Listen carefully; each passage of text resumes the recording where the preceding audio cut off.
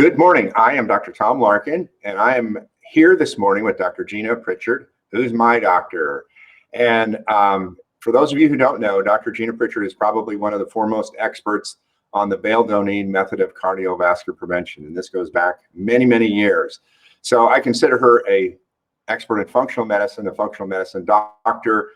I wanted to immediately enlist her in the Phoenix Dental Project because I'm concerned about the health of the healthcare providers right now, right? And there's no question we don't need to be in the hospital the next 90 days until all the bandwidth issues and all the stuff get smoothed out, right? So what I want to talk about this morning is personal protection and personal prevention, some things that we can do. I did a webinar that's almost been a month where I talked about boosting immunity through pristine oral health and food as medicine, things like that. But I want to do a little bit deeper dive here. So I've kind of got my list, and I'm just going to have you comment. So the first thing I want to talk about is vitamin supplementation. So talk a little bit about dosages and things like this for vitamin C and D3. Right. So if you aren't on vitamin C, now's the time to get on it. I would say a minimum of 1,000 milligrams a day. You can't overdo vitamin C unless you get loose stools or diarrhea. That's your clue that you're taking too much vitamin C and it's time to cut back. So start with 1,000, increase to tolerance, or again, depending on what you have at home, and maybe you're having to watch your money, at least take 1,000 milligrams a day. And if you start to feel some symptoms, that's the time to go up for sure. D3, you want to take, most people need at least 5,000 IUs a day of vitamin D3. I have several patients, and myself included, on 10,000 units a day. And that's when we have the luxury of checking blood levels. Right now, we really don't want to send people to a patient care center to have their blood drawn. So if you're not on vitamin D3, at least take 1,000 IUs daily. If you are on vitamin D3, don't cut back on your dose, whatever your doctor has you on. And as soon as you can, check a blood level once it's safe to get the tests again, or if you can get a home kit to check your vitamin D level. Vitamin C is not fat soluble, so it's a little bit hard to take too much of it unless you get loose stools. Vitamin D3, you do want to check a blood level because it's a fat soluble vitamin. But in the next month, even up to 3 months, you're not going to get toxic on D3, even at a level of 5,000 IUs. And then maybe now that we have time on our hands, get a little sun in the backyard for a few minutes in the, because don't Ds get depleted in the winter months, or I know it was a kind of a long-term project to get mine optimized. I mean, it's not an overnight deal. So okay. One of the other things that you had mentioned to me was melatonin. Right. So again, I don't know that you order some, and it is a little bit in short supply, but if you have some on hand, take 1 to 5 milligrams at bedtime. It will not only help with sleep, but help boost your immune system and help protect you from the onslaught of any kind of assault, if you will, against your health, including viruses. All of us need to optimize our sleep. Now, melatonin doesn't work for everyone in terms of sleep enhancement, but most people it does. So 1 to 5 milligrams of melatonin at bedtime, and certainly you can order it too. But if you have some at home, a lot of people kind of are on again, off again with melatonin. Now's the time to start back on it. Okay. The other thing is zinc. Zinc. Yes. So zinc also is in short supply. If you have zinc on hand, take at least 20 milligrams a day. And that's if you feel fine. We recommend either a liquid or a lozenge that dissolves under the tongue or dissolves in the mouth, if you can find it, or if you have that at home. If you don't, just take your pills. Zinc, 20 milligrams at least, swallow it every day. If you do start to feel symptoms, then you can increase that by 10 times. Again, zinc is water soluble, so it's very difficult to get toxic on zinc. And so I would start taking 2, 3, 4, 5 pills of the 20 milligrams a day. You can even take 10 pills, not all at once, but throughout the day, just keep taking zinc. That's one of your best defenses against viruses, bacteria, pollutants in the air, everything. So 20 milligrams at a baseline, increase that when and if you have any symptoms. Very good. Okay, I want to talk about some home care things, because one of the things that I've commented on is this thing has happened so fast, we haven't had a chance to prepare, mentally, to go through a checklist. I mean, it's just phenomenal how this has happened. So something I got to thinking about a couple of weeks ago was to get a pulse oximeter at home, because now this is for personal triage, for me and my family. Because what I'm concerned about for people in the audience is that sometimes when you're very anxious, your breathing becomes altered. Okay, so let's say I have it, I'm coughing, and all of a sudden I have an anxiety attack. I may, because the breathing is kind of the break-off point to go to the ER, right?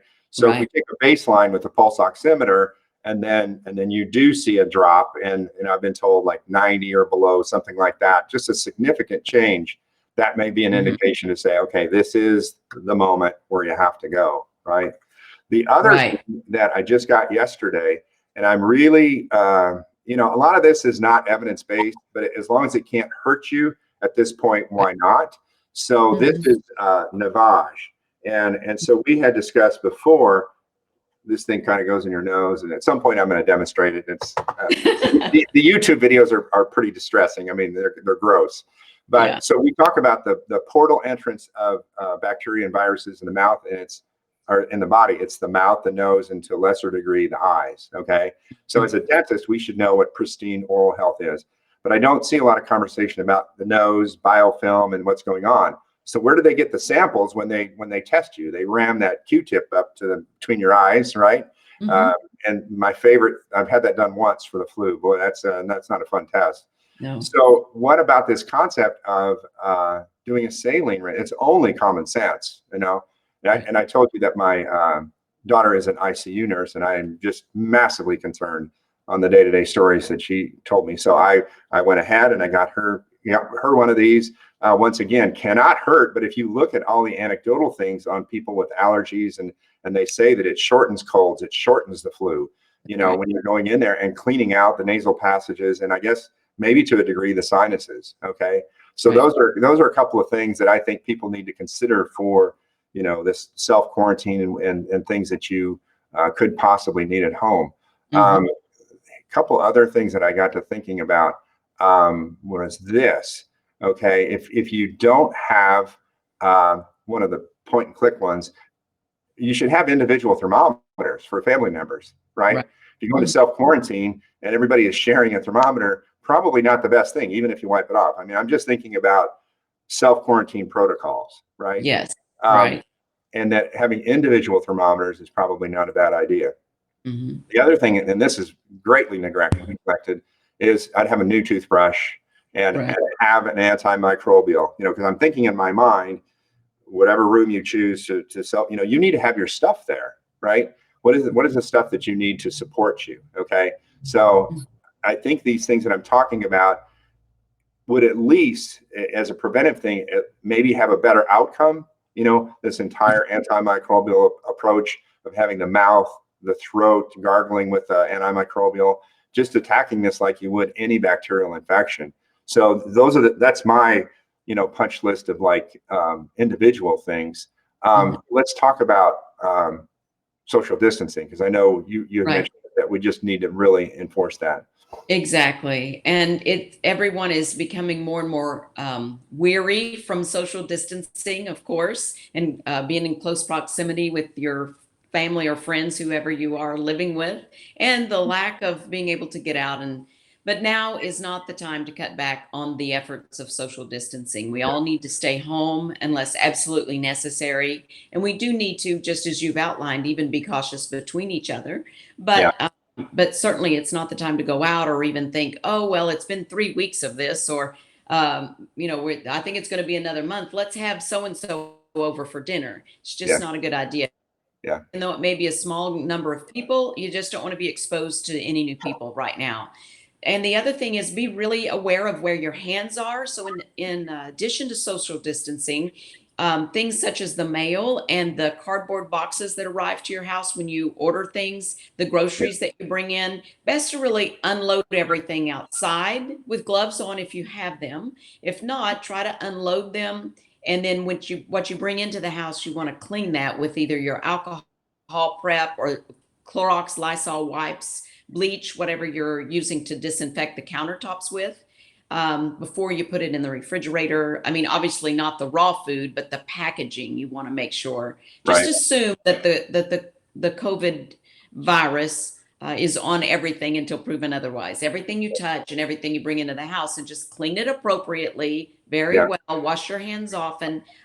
We need to intensify our efforts and not cut back for a little bit longer. Don't know how long, Yeah. but For sure. I think the next few weeks are going to be a bit of a challenge, from a stress standpoint. So talk about stress for a minute, because I think stress is it's pretty amazing right now. It's yeah, we're all carrying absolutely. it.